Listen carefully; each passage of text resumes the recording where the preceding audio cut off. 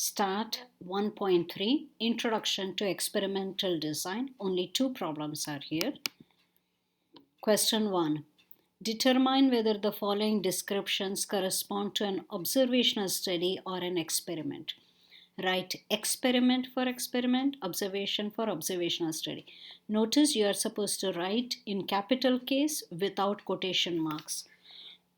Sorry. A new study examines how efficiently athletes burn calories by limiting their diets. So, limiting their diets is an experiment, right? So, I will say experiment in capital case.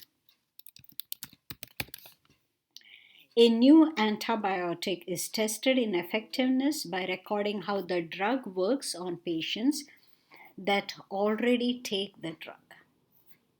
Okay, so this is an experiment. Classifying different stages of a child's language development. So we are observing a child's language development. We are doing nothing to the child other than observing. So it's an observation. Let's see. It was not happy with the second one. I know why. Because we are being told the patient is already taking the drug. So you have not done anything. Okay, so therefore it is an observation.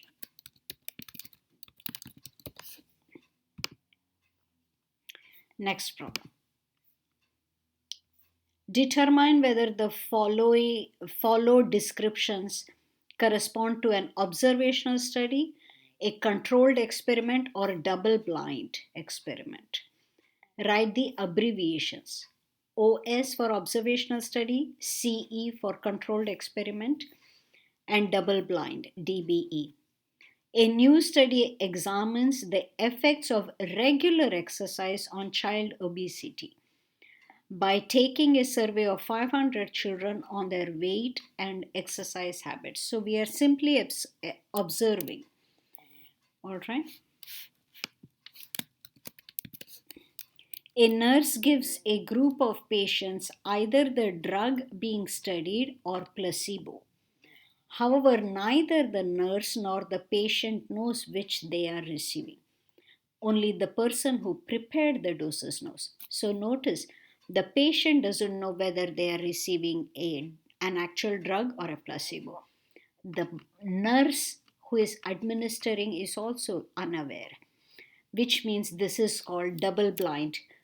The reason is if the nurse knows which one is medicine, which one is not, somehow by her facial expression or so, the patient might be able to tell whether he or she is receiving the actual medicine or not.